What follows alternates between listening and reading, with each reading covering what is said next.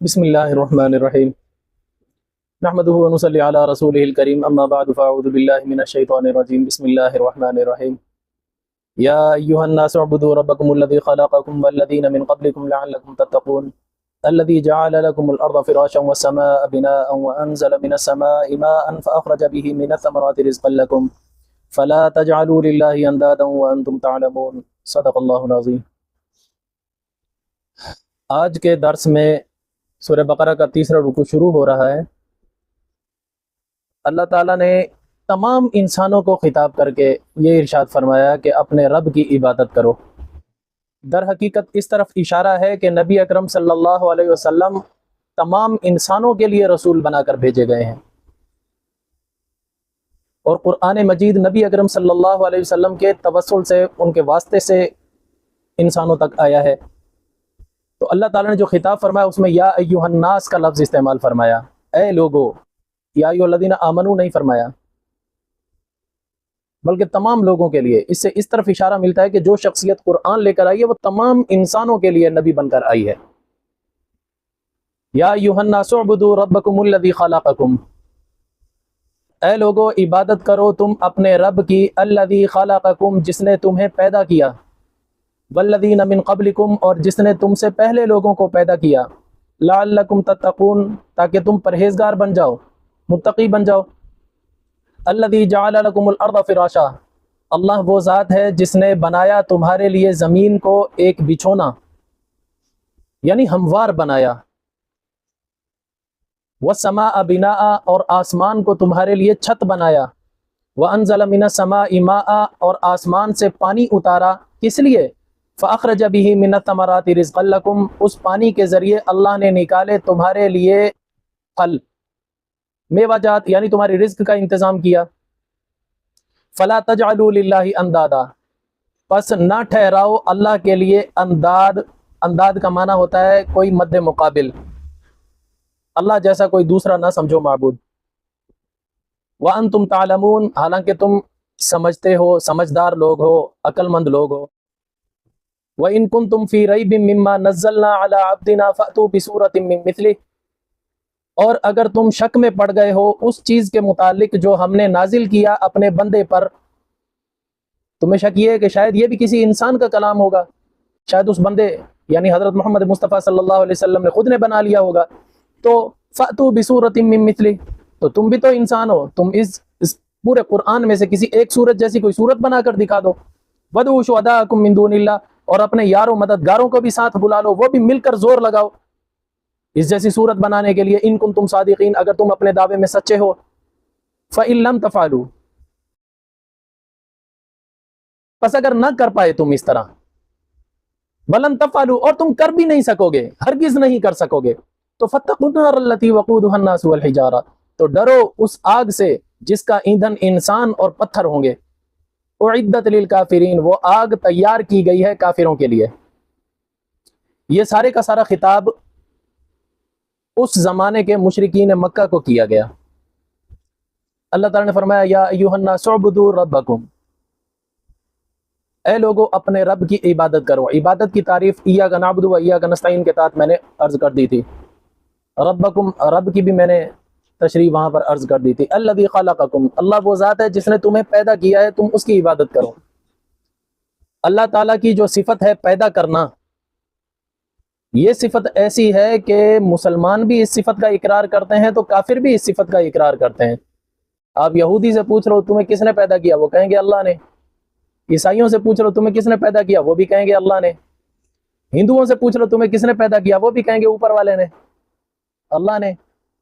یہ صفت ایسی ہے پیدا کرنے والی کہ کافر بھی اس کا اقرار کرتے ہیں۔ قرآن مجید میں آتا ہے وَلَئِن سَأَلْتَهُم مَّنْ خَلَقَهُمْ لَيَقُولُنَّ اللَّهُ، اے نبی صلی اللہ علیہ وسلم اگر تو ان مشرکین مکہ سے یہ سوال کرے کہ تمام کو کس نے پیدا کیا، ان سب کو کس نے پیدا کیا، لَيَقُولُنَّ اللَّهُ، ضرور بھی ضرور وہ یہی کہیں گے اللہ نے۔ تو معلوم ہوا یہ خلق والی صفت، پیدا کرنے والی صفت، یہ ایسی صفت ہے اللہ تعالیٰ کی کہ مسلمان بھی اس کے اقراری ہیں، کافر بھی اس کے اقراری ہیں۔ تو اللہ تعالیٰ نے جب عبادت کا حکم دیا تمام لوگوں کو تو اس صفت کا انتخاب کیا جو سب کے درمیان مشترک ہے، جس کو سب تسلیم کرتے ہیں۔ والذین من قبلکم، اور ان لوگوں کو بھی پیدا کیا جو تم سے پہلے تھے، لعلکم تتقون، عبادت کس لیے کرنی ہے؟ تاکہ تم بچ جاؤ۔ تقوی کا معنی ہے بچنا، بچ جاؤ۔ کس چیز سے بچ جاؤ؟ جہنم کی آگ سے بچ جاؤ، کیونکہ آگے اگلی آیت میں آ رہا ہے اعدت للکافرین، وہ جہنم کی آگ کافروں کے لیے تیار کی گئی ہے۔ بچنا چاہتے ہو تو اپنے رب کو پہچانو، اس کی مانو، اس کی عبادت کرو۔ آگے اللہ تعالیٰ کی اپنی دوسری صفت ارشاد فرماتے ہیں، الذی جعل لکم الارض فراشا، اللہ وہ ذات ہے جس نے تمہارے لیے زمین کو بچھونے کی طرح بچھا دیا۔ یہ ایسی صفت کا اللہ نے انتخاب کیا ہے کہ کسی بھی مذہب کا، جو باطل مذہب ہے ان میں سے کسی کا بھی معبود یہ کام نہیں کر سکتا۔ کسی ایک کا بھی دعویٰ یہ نہیں ہے کہ یہ ہمارے معبود نے زمین بنائی ہے، ہمارے معبود نے آسمان بنایا ہے، یہ کسی کا بھی دعویٰ نہیں ہے۔ نمرود نے یہ دعویٰ کیا تھا کہ یہ سب میں نے کیا ہے، تو ابراہیم علیہ السلام نے کہا تھا اچھا ٹھیک ہے، اگر تو نے کیا، میرا رب روزانہ مشرق سے سورج نکالتا ہے تو مغرب سے نکال کے دکھا۔ فبوہت الذی کفر، بولتی بند ہو گئی تھی۔ تو جتنے بھی لوگ اپنے معبودوں کی پوجا کرتے ہیں، چاہے وہ غیر مذہب ہیں اسلام کے علاوہ، وہ اپنے معبود کے لیے یہ نہیں کہتے کہ کائنات کس نے تخلیق کی ہے۔ ہاں باقی چیزوں کے متعلق ان کا دعویٰ ہے، یہ بیٹیاں دیتا ہے، یہ بیٹا دیتا ہے، یہ مشکلیں حل کرتا ہے، یہ مدد کرتا ہے، یہ فلاں کرتا ہے، یہ مشکل کشا، یہ فلاں کشا، یہ قبض کشا، سارے انہوں نے بنائے ہوئے ہیں۔ لیکن آج آگے اگر نہیں کوئی یہ دعویٰ کر سکتا کہ زمین آسمان کس نے بنایا، اس پر سب خاموش ہو جاتے ہیں۔ اگر کرتے بھی ہیں نسبت تو اللہ کی طرف ہی ہوتی ہے۔ تو اللہ تعالیٰ نے دوسری جو صفت کا انتخاب کیا وہ بھی وہ صفت اختیار کی جو سب کے درمیان مشترک ہے، اور کوئی بھی اپنے معبود باطلہ کے لیے استعمال نہیں کرتا۔ الذی جعل لکم الارض فراشا، اللہ وہ ذات ہے جس نے تمہارے لیے زمین کو فراش فرش کو بھی کہتے ہیں، فرش ہموار زمین کو بھی کہتے ہیں، فرش اس جگہ کو بھی کہتے ہیں جہاں پر وقتی طور پر آرام کیا جائے، ہمیشہ کے لیے نہیں، وقتی طور پر عارضی ٹھکانہ، اس کو فراش کہا جاتا ہے۔ وَالسَّمَاءَ بِنَاءً، اور آسمان کو بنایا چھت، چھت کو سقف بھی کہتے ہیں، سقف، اور اللہ تعالیٰ نے یہ بھی لفظ آسمان کے لیے استعمال فرمایا ہے، سقفا محفوظا، محفوظ چھت بنایا آسمان کو، اللہ تعالیٰ نے یہ بھی لفظ استعمال کیا ہے۔ اور بنا ویسے پوری عمارت کو کہا جاتا ہے، لیکن اگر عمارت کا اوپر کا حصہ مراد لیا جائے تو اس سے مراد چھت ہوتی ہے۔ وَالسَّمَاءَ بِنَاءً وَأَنزَلَ مِنَ السَّمَاءِ مَاءً، اور آسمان سے پانی برسایا۔ یہ میں نے کل عرض کر دیا تھا کہ آسمان سے پانی نہیں برسا کرتا، آسمان کہہ کر بادل مراد لیے جاتے ہیں۔ پانی کس لیے برسایا؟ وہ بھی ہمارے نفع کے لیے۔ فَأَخْرَجَ بِهِ مِنَ الثَّمَرَاتِ رِزْقًا لَكُمْ، اللہ تعالیٰ نے پھلوں میوہ جات کو تمہارے لیے رزق بنانے کے لیے، رزق اسی پانی کے ذریعے بنتا ہے۔ دنیا مادی ہے، یہاں پر ہر چیز مادی اسباب کے تحت ہوتی ہے۔ پانی دیں گے تو پودا اگے گا، اگتا تو اللہ کے حکم سے ہے، لیکن اسباب ہمیں اختیار کرنے پڑیں گے۔ تو پانی لانے پر، لے جانے پر کون قادر ہے؟ اللہ تعالیٰ۔ سورہ ملک کے آخر میں بھی اللہ تعالیٰ یہی فرماتے ہیں کہ اگر میں تمہارا پانی روک لوں تو میرے علاوہ ہے کوئی جو تمہیں پانی لا کر دے سکے؟ یقیناً نہیں۔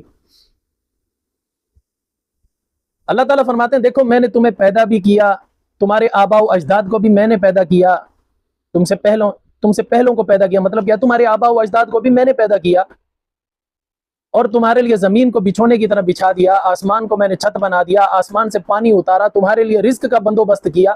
یہ سارے مشکل کام جو تمہارے معبود باطلہ نہیں کر سکتے تھے وہ میں نے کیے، لہذا اب تمہارا بھی حق یہ بنتا ہے فلا تجعلوا للہ اندادا، اللہ کے ساتھ کسی کو مد مقابل نہ بناؤ۔ مطلب کیا ہے؟ اللہ کے ساتھ کسی کو شریک نہ ٹھہراؤ۔ وانتم تعلمون، حالانکہ تم تو سمجھدار لوگ ہو، پڑھے لکھے لوگ ہو، اپنی عقل سے کام لو۔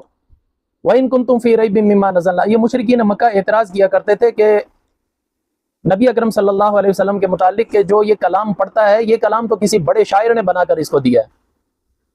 تو اللہ تعالیٰ نے ان کو چیلنج کیا کہ شاعری کے تو تم بھی بڑے بڑے دعوے دار ہو، اگر وہ بڑا شاعر تمہارے علم میں ہے تو اس شاعر کو دکھا دو، یقیناً تم کہو گے نہیں وہ ہم ہی میں سے کوئی ہے۔ اگر تم ہی میں سے ہے تو پھر ایسا کرو تم سارے شاعر، ادیب، دانشور سب مل جاؤ، اور عالم اطراف کے بھی جتنے جہاں سے تم اپنے یار و مددگار اکٹھے کر سکتے ہو کر لو۔ جو قرآن مجید کی 114 صورتیں ہیں ان میں سے اللہ کہتا ہے میں یہ بھی تعین نہیں کرتا کہ کوئی ایک فلاں صورت جتنی ایک صورت بنا کر لے آؤ۔ اگر اللہ تعالیٰ نے تعین کی ہوتی نا، یہاں پر سورت ان کے شروع میں الف لام آتا، یا الف لام نہیں لائے اللہ تعالیٰ، اللہ تعالیٰ نے عام رکھا 114 صورتوں میں سے کوئی بھی ایک صورت تم پسند کر لو، اس جیسی کوئی صورت بنا کر دکھا دو۔ اللہ تعالیٰ نے فرمایا اگر تم نہیں کر سکتے اس طرح تم مان لو، اور ساتھ ہی اللہ تعالیٰ نے جملہ معترضہ کے طور پر یہ بھی کہا تم ہرگز کر بھی نہیں سکو گے۔ یہ چیلنج اللہ تعالیٰ نے 1400 سال پہلے کیا تھا، اور آج تک اس کا توڑ کوئی نہیں کر سکا، آج تک کوئی نہیں بنا سکا۔ مسیلمہ کذاب ایک جھوٹا نبی ہمارے نبی صلی اللہ علیہ وسلم کے آخری زندگی کے دنوں میں وہ اٹھا تھا، اس نے نبوت کا دعویٰ کیا تھا، تو آپ صلی اللہ علیہ وسلم نے صحابہ اکرام کو فرمایا تھا کہ کون میرا دل اس بدبخت سے ٹھنڈا کرے گا؟ تو حضور صلی اللہ علیہ وسلم کی وفات کے بعد پہلا کام حضرت ابو بکر صدیق نے یہی کیا تھا، وہاں جہاد کے لیے لشکر بھیجا تھا۔ خیر اس کو شکست ہو گئی، وہ قتل ہوا، مارا گیا۔ میں بات یہ کرنا چاہتا ہوں کہ اس نے اپنے پیروکاروں کو یعنی یمامہ کے لوگوں کو، یہ مراکش کی طرف کا تھا، آج کل اس کو مارکو کہتے ہیں، اس ملک کو مارکو مغرب بھی کہتے ہیں، تو یہاں کا تھا، یہاں کے کافی سارے لوگوں کو اس نے اپنا پیروکار بنا لیا تھا۔ تو جھوٹے نبی نے اس نے جھوٹا اسلام بنا لیا تھا، کہا جو عرب میں جو محمد نبی گزرا ہے اس نے مجھے اپنا نائب بنا کر بھیجا، یہ میری دستاویز ہیں۔ لوگوں نے کہا بھائی اس پر تو کلام نازل ہوتا ہے، تجھ پر کون سا کلام نازل ہوا؟ تو اس نے بھی اپنا اونٹ پٹانگ ایسے مارا ہوا تھا اپنی طرف سے، اگڑم شگڑم کر کے اس نے وہ کلام ان کے سامنے پیش کیا۔ جب وہ کلام لوگوں تک پہنچا نا، شاعروں ادیبوں تک، سب نے بیک زبان ہو کر رد کیا، کہا نہیں نہیں، یہ محمد کے کلام کا مقابلہ ہی نہیں کر سکتا، یہ محمد کے کلام کے ایک حصے کو بھی نہیں پہنچا اب تک۔ اور حضور صلی اللہ علیہ وسلم کا کلام وہ تھا، اپنے اور پرائے سب اس کی تعریف کرتے تھے۔ عرب کا سب سے بڑا شاعر تھا امیہ بن سلط، بہت بڑا شاعر تھا، بہت بڑا ادیب تھا۔ عرب میں آج تک اس کا ریکارڈ ہے، آج تک اس جیسا کوئی شاعر نہیں گزرا، کوئی نہیں گزرا اس جیسا۔ بہت عقل مند تھا، بہت ذہین تھا، ہمارے نبی کا زمانہ پایا، ہمارے نبی سے ملاقات بھی کی، ہمارے نبی سے کلام بھی سنا۔ جب ہمارے نبی نے کلام الہی سنایا تو اس نے اعتراف کیا، کہا ہاں واقعی یہ کلام بہت زیادہ طاقتور ہے، اس جیسا کوئی نہیں پیش کر سکتا۔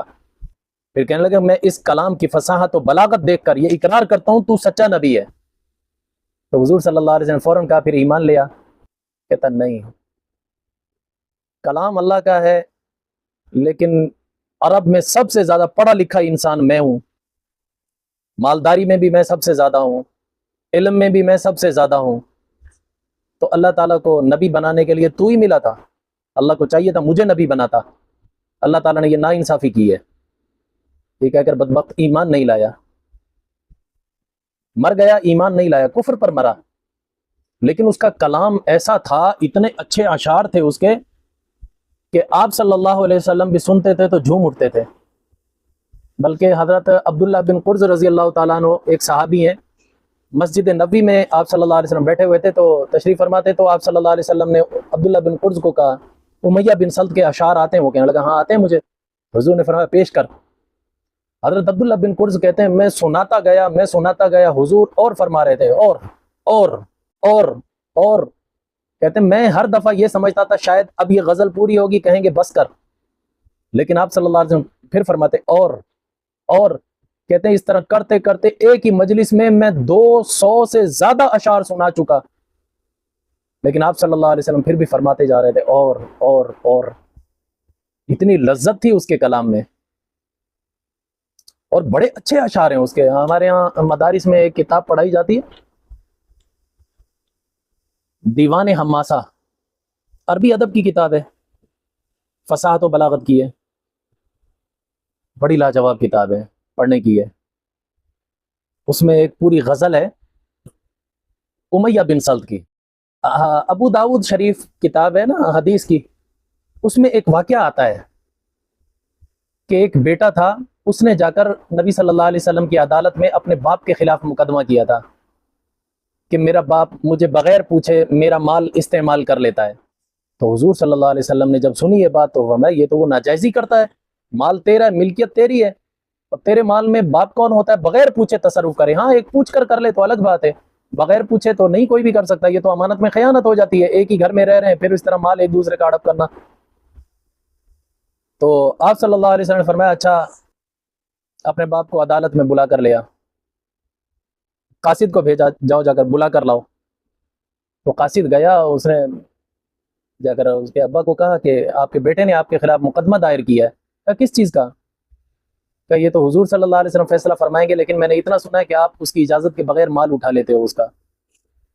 تو باپ کو یکدم صدمہ لگا، دل پر بڑا صدمہ لگا، یار افسوس کی بات ہے، میرا اکلوتا ایک ہی بیٹا ہے، میں نے اتنا اس کو پالا پوسا، جوان کیا، شادی کرائی، سب کچھ کیا، پاؤں پر کھڑا کیا، آج اگر میں اپنی ضرورت کے لیے کچھ پیسے اٹھا لیتا ہوں تو میری جا کے شکایت لگا دی، اب بھری عدالت میں میرے خلاف مقدمہ کیا ہے، اب عدالت میں تو لوگ اور بھی بیٹھتے ہیں، سب کے سامنے اب میری بے عزتی ہوگی۔ تو یہ دکھ لگا اس کو، صحابی کو کہنے لگے آپ چلو میں آ رہا ہوں۔ فوراً یہ نکل آیا، اب راستے میں آتے آتے اس کی زبان پر امیہ بن سلط، یہ جو کافر کفر پر مرا، بڑا ادیب تھا، اس کے اشعار اس کی زبان پر آ گئے۔ میں یہ بتا رہا دیوان حماسہ میں وہ اشعار موجود ہیں، تو پوری غزل ہے، میں تو کبھی پڑھتا ہوں، ابھی بھی پڑھتا ہوں تو بے اختیار آنکھوں سے آنسو جاری ہو جاتے ہیں۔ تو گنگناتا ہوا وہ اپنی دھن میں نبی صلی اللہ علیہ وسلم کی مجلس میں آیا۔ اب قبل اس کے کہ وہ حضور کی مجلس میں پہنچتا، اللہ تعالیٰ نے جبریل علیہ السلام کو بھیج دیا۔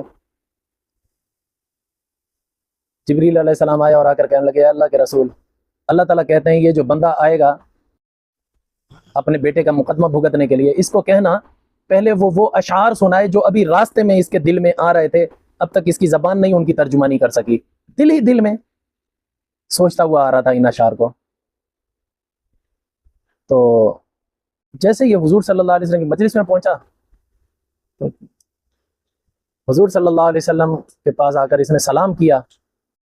قبل اس کے کہ حضور صلی اللہ علیہ وسلم اس کی بات سنتے، کچھ کہتے، حضور نے فرمایا کہ مجھے وہ اشعار سنا جو ابھی ابھی تیرے دل میں آ رہے تھے، تو راستے میں آ رہا تھا گنگناتا ہوا، دل ہی دل میں تو وہ اشعار گنگناتا ہوا آ رہا تھا، وہ سنا۔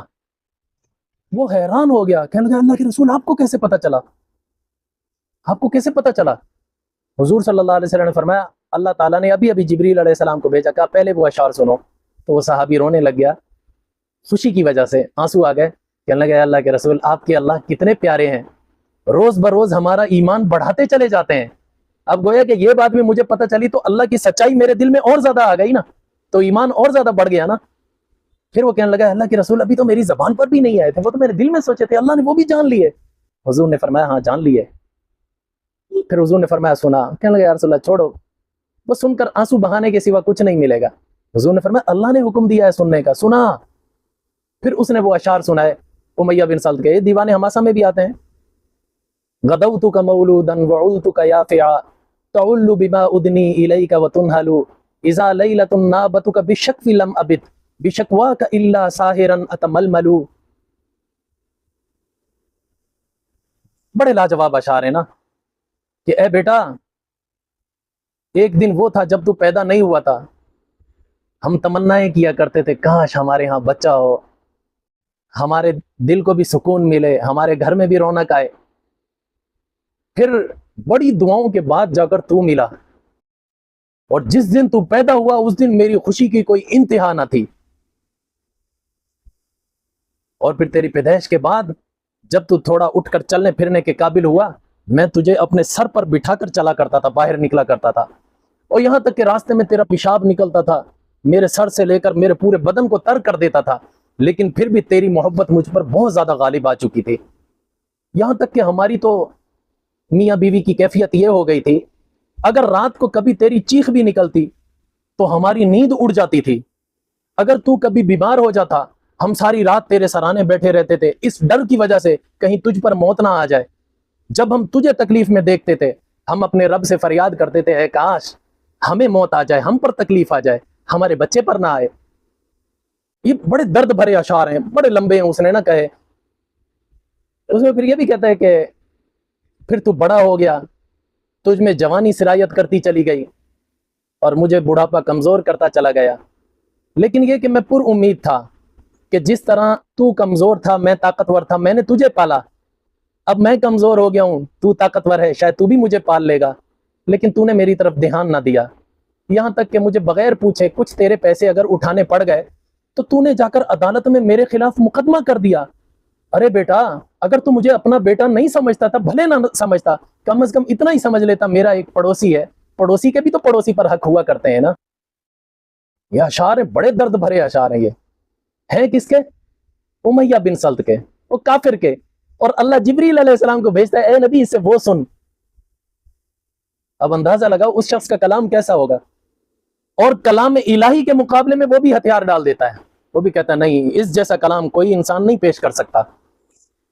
جس کے کلام کا اللہ سننے کا حکم دے وہ اقرار کر لے کہ کلام الہی جیسا کلام کسی انسان کا ہو ہی نہیں سکتا، اس سے بڑا معجزہ اور کیا ہوگا قرآن مجید کا۔ عربی کو جاننے والے بھی وہ تھے، سمجھنے والے بھی وہ تھے، شاعر ادیب بھی وہ تھے، پھر شاعروں میں بھی متفقہ شاعر وہ تھے۔ ان کا علم کتنا ہوگا امیہ بن سلط کا؟ جب وہ اقرار کر لے کہ یہ کلام الہی ہی ہے کسی انسان کا نہیں، پھر بھی کوئی انسان اس میں شک کرے، اس میں شک کرے، یہ تو اس کی شان کو بھی لائق نہیں ہے، سوٹ ہی نہیں کرتا اس پر۔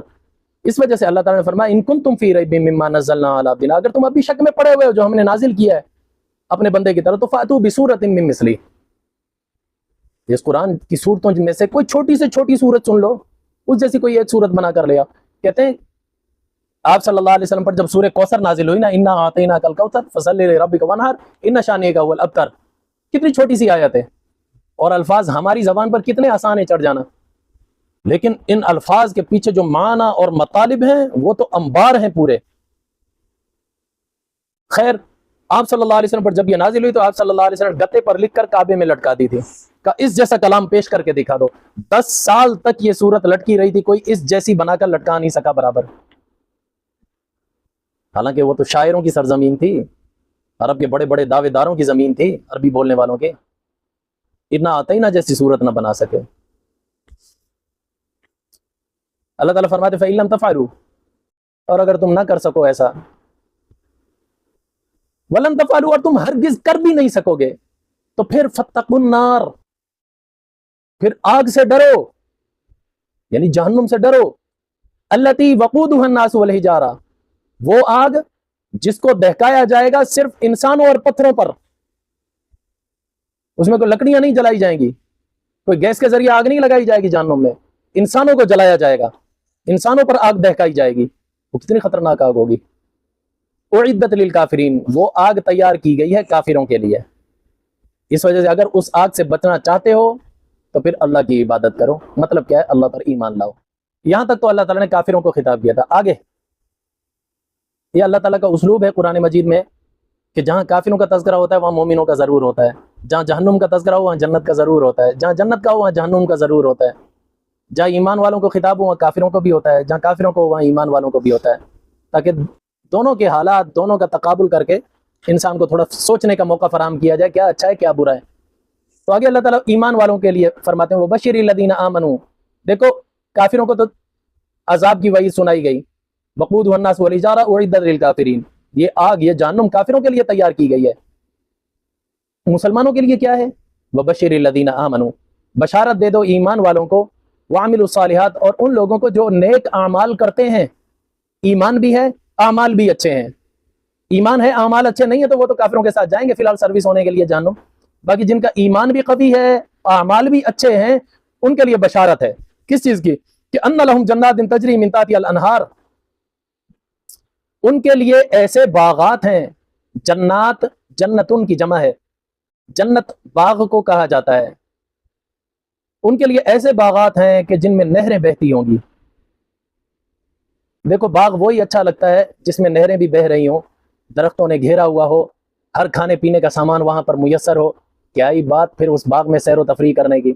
تو جنت بھی ایسی ہی ہوگی، نہریں بہہ رہی ہوں گی۔ کلما رزقوا منها من ثمرۃ الرزق، ان جنتیوں کو رزق دیا جائے گا اس میں پھل فروٹ کا رزق بنا کر، قالوا، تو وہ جنتی کھائیں گے اور کہیں گے هذا الذي رزقنا من قبل، ارے یار یہ جو پھل ابھی آیا ہے ایسا تو ہم نے پہلے کھایا بھی تھا نا۔ اللہ تعالیٰ فرماتے ہیں شکلیں ایک جیسی ہوں گی لیکن ذائقے ان کے مختلف ہوں گے، جنتی بھی دیکھ کر جو ہے نا وہ دھوکہ کھا جائیں گے، شاید یہ ابھی کھایا تھا دوبارہ آ رہا ہے، حالانکہ وہ اور چیز ہوگی۔ وَأُتُوا بِهِ مُتَشَابِهًا، حالانکہ ان کو دیا گیا ہوگا اس جیسا، اس کا مشابہ۔ دنیا میں بھی کئی پھل ایک دوسرے جیسے ہوتے ہیں لیکن ذائقے میں فرق ہوتا ہے، پتہ چلتا ہے یہ چیز اور ہے یہ چیز اور ہے۔ नाशपाती और है, सेब और है, देखने में एक जैसे लगते हैं, है या नहीं। अब वो आजकल वो आलू बुखारे का मौसम आने वाला है, एक वो खट्टा सा फल होता है, आलू बुखारे की तरह लगता है, लेकिन वो आलू बुखारा नहीं होता, आलू बुखारा थोड़ा बड़ा होता है, मीठा होता है। देखने में हम दोनों को, इसको भी आलू बुखारा उसको भी आलू बुखारा कहते हैं, लेकिन जो फ्रूट वाले उन्होंने अलग अलग नाम रखे हुए हैं, वो पहचान लेते हैं। वउतू बिही मुतशाबिहा वलहुम फीहा अज़वाजुम मुतहहरा वहुम फीहा खालिदून, और उस जन्नत में उनके लिए बीवियां होंगी मुतहहरा, पाकीज़ा, हर लिहाज से पाकीज़ा, ना उनके ऊपर शक शुबे का गुमान होगा, दिली तौर पर भी पाकीज़ा। दुनिया की औरत चाहे जितनी भी हसीन हो, मर्द का दिल कभी भी उससे बुरा हो सकता, बदगुमान हो सकता है, लेकिन वो औरतें ऐसी होंगी कभी भी उनसे बदगुमानी नहीं उनके बारे में दिल में पैदा हो सकती। अंदरूनी तौर पर भी पाकीज़ा, बैरूनी तौर पर भी पाकीज़ा। वहुम फीहा खालिदून, और उस जन्नत में उन्होंने हमेशा हमेशा रहना है। आगे एक अलग मजमून है। अल्लाह ताला ने कुरान मजीद में लोगों को समझाने के लिए कुछ मिसालें दे देकर समझाया है, और मिसाल के जरिए जो बात समझाई जाए ना वो जल्दी ज़हन में आ जाती है, बैठ जाती है। अल्लाह ताला ने अपनी वहदानियत तौहीद का ऐलान करते हुए अल्लाह ताला ने मक्खी की मिसाल दी है 17वें सिपारे के आखिरी रुकू में। या अय्युहन्नास ज़ुरिब मसलन फस्तमिऊ लह, ऐ लोगो, अल्लाह ताला तुम्हारे लिए एक मिसाल बयान करता है, कान लगा कर सुनो। तुम जिनको अल्लाह के अलावा पुकारते हो वो जर्रा बराबर भी ताकत नहीं रखते, इतनी भी नहीं रखते कि एक मक्खी को पैदा कर दें, चाहे वो सारे मिलकर जोर लगा लें। अल्लाह ताला फरमाते हैं ये तो बहुत बड़ा चैलेंज है। अगर मक्खी तुमसे कोई छीन कर ले जाए, कोई भी चीज छीन कर ले जाए, तुम उसको वापस लाने की भी ताकत नहीं रखते, ना तुम ना तुम्हारे माबूद। ये अल्लाह ताला ने मक्खी की मिसाल देकर समझा, और हकीकत है अगर बुत के आगे काफिर लोग मिठाइयां रखते हैं, अगर मक्खी उसमें से मिठाई उचक कर ले जाए, वो उनके माबूद या वो खुद इतनी ताकत रखते हैं मक्खी से वापस लेकर रख दें। पैदा करना तो बहुत दूर की बात। अल्लाह ताला फरमाते हैं जिससे मांग रहे हो वो भी कमजोर है, मांगने वाला भी कमजोर है। वमा कदरुल्लाह का कदर, तुमने अभी तक अल्लाह की कदर नहीं पहचानी। अच्छा, एक जगह अल्लाह ताला ने मकड़ी की मिसाल दी है, कमसलिल अनकबूत इत्तखज़त बैता व इन्न अवहनल बुयूति लबैतुल अनकबूत। काफिर लोग साजिशें करते थे ना मुसलमानों के खिलाफ, अल्लाह ताला फरमाते थे इनकी साजिशें मकड़ी के जाले की तरह हैं। मकड़ी का जाला दुनिया में जितने भी घर हैं सबसे ज्यादा कमजोर घर होता है, लेकिन मकड़ी उसको सबसे मजबूत समझ रही होती है।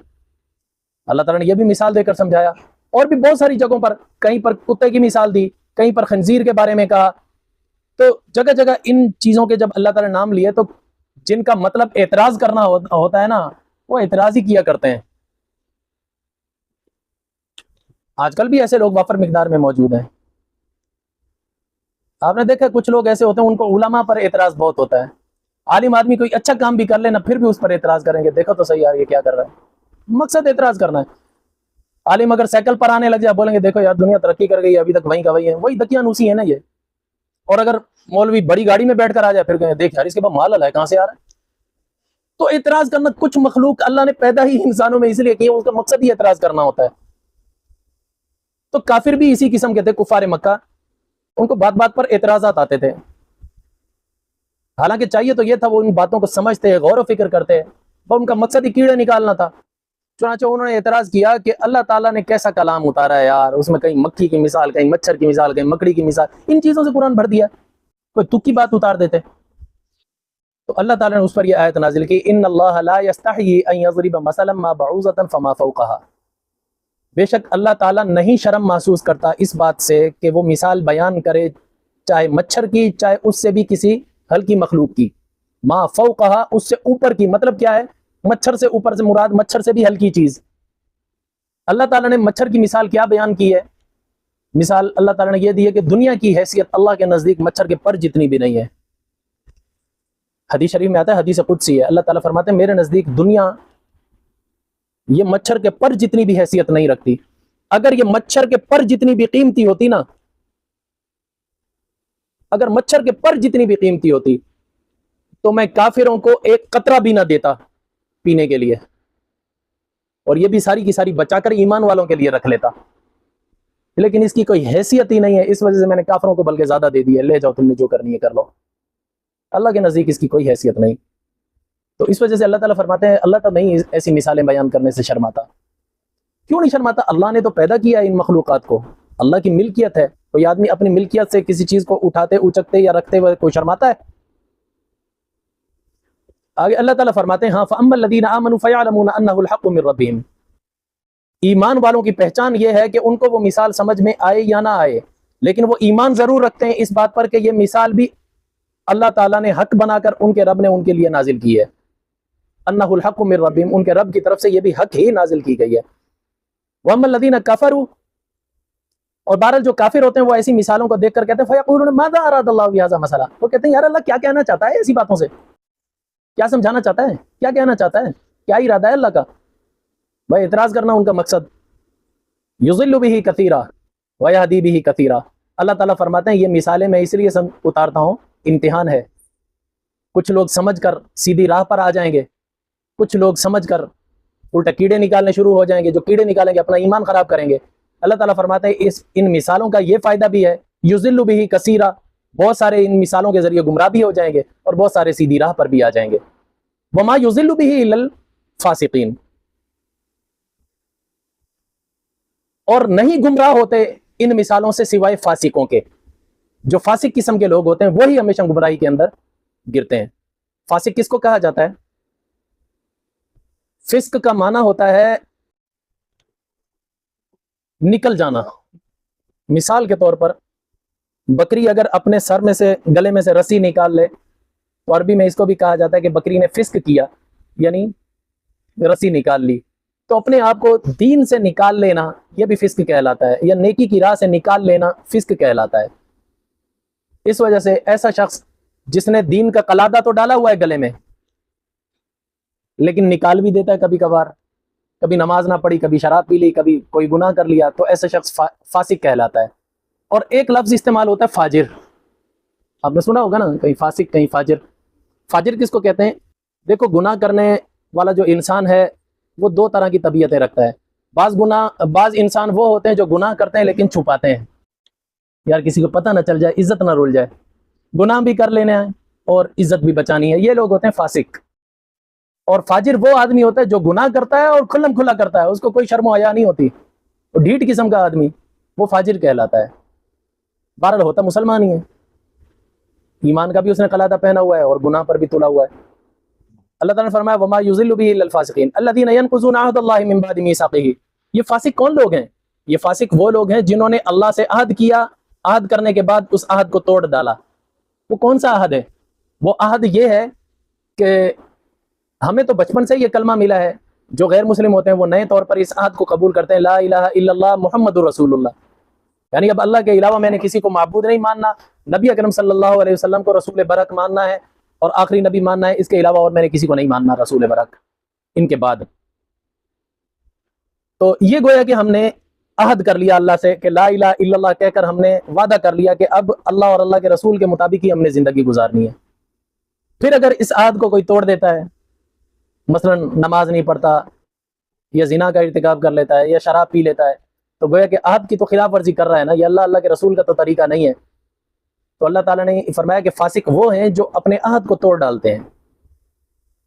بعض لوگوں نے اس کا معنی کیا عہد سے مراد وہی ہے جب اللہ نے انسانوں کی تخلیق کی تو ان سے ایک وعدہ لیا تھا الستو بربکم، کیا میں تمہارا رب نہیں ہوں؟ سب نے کہا تھا ہاں، وہ وعدہ مراد ہے۔ لیکن میں یہ کہتا ہوں کہ وہ بھی مراد ہو سکتا ہے، لیکن یہ ہر وہ عہد جو ہر انسان کرتا ہے وہ لا الہ الا اللہ محمد رسول اللہ ہے۔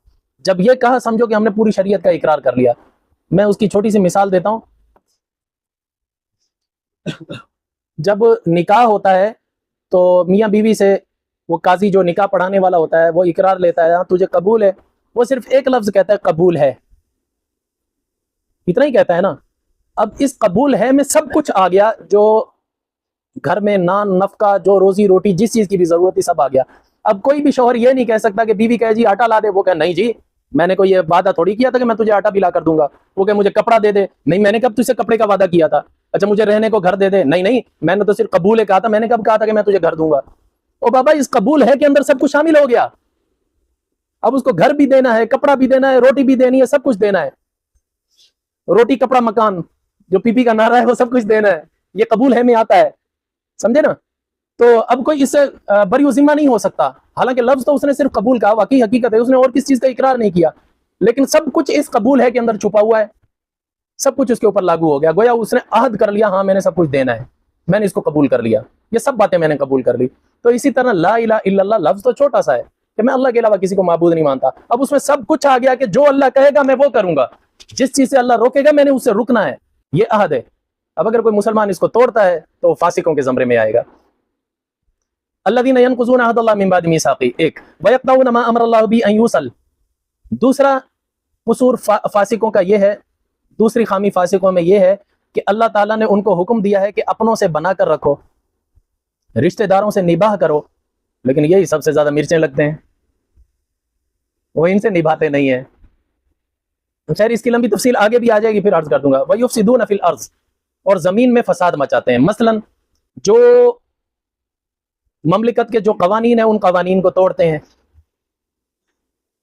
جو بھی حکومت ہو اس کے کچھ قوانین ہوتے ہیں، سیاسی قوانین ہوتے ہیں یا ایک خاندانی قوانین ہوتے ہیں، ان قوانین کو وہ توڑنا یہی فساد ہے۔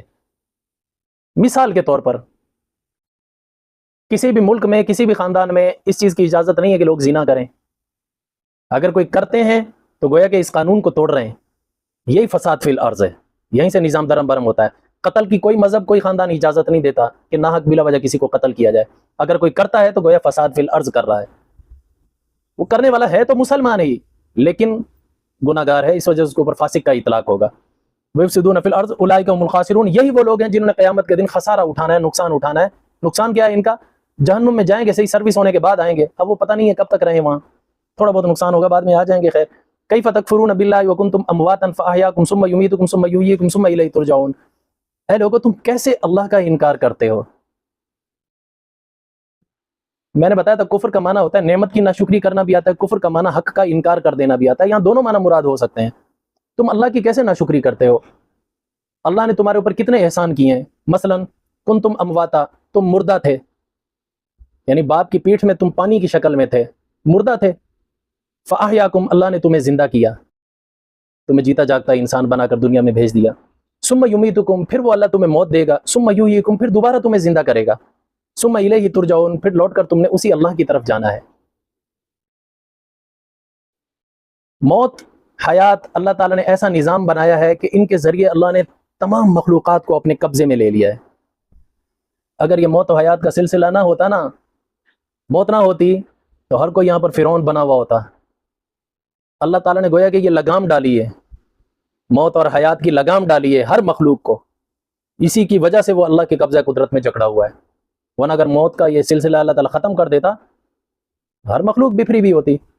وہ گلستان میں شیخ سعدی رحمۃ اللہ علیہ، شیخ سعدی رحمۃ اللہ علیہ ایک بہت بڑے اللہ والے گزرے ہیں، بڑی لاجواب حکایتیں تھی، حکایتوں پر مبنی ان کی کتاب ہے، عقل مندی پر مبنی ہے حکایتیں۔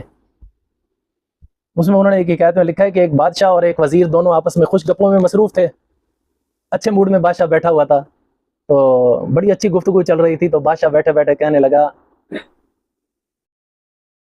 اگر این موت نہ بودے چے خوشبو دے، یار اگر یہ موت کا سلسلہ نہ ہوتا نا کیا ہی اچھا ہوتا، کیوں؟